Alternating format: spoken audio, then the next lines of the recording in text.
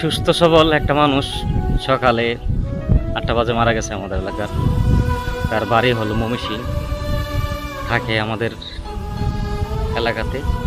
লোক হিসাবে খুবই ভালো। কয়েকদিন আগে তার একটা বড় মেয়ে আগুনে পুড়ে মারা গেছে। ভালো চিকিৎসার কারণে সে বাঁচতে পারে না।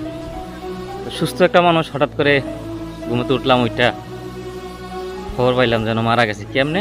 যে পেটে ব্যথা ছিল, ঘাড়ে মনে পেশা চাপ দিচ্ছে। কারণ এখন মানুষ তো খুব অল্প সময় আয়ু। কারণ আগের মানুষ 100 বছর 120 বছর বাঁচছে। কারণ আমাদের বর্তমানে যে খাবারগুলো খাই বা যেই জিনিসগুলো খাই আমরা, সবগুলোর মধ্যেই মানে মেডিসিন মারা।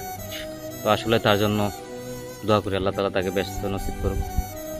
আর আসলে দুনিয়াতে কেউ চিরদিন থাকবে না, এটাই বাস্তব। কারণ সবারই চলে যেতে হবে।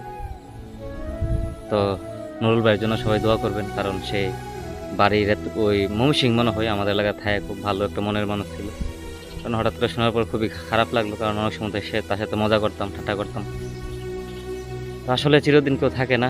রাত পড়লে বছর একটা ঈদ পরিবারকে নিয়ে মার্কেট করলো, কেনাকাটা করলো। আর ঈদ করা হইল না। কারণ আসলে আমরা সবাই মরণশীল, কার কখন মরণ আসে কেউ জানে না। তবে তার জন্য সবাই দোয়া করবেন যেন আল্লাহ তাকে ব্যস্ত নসিব করে। সবাই ভালো থাকবেন। আল্লাহ হাফেজ।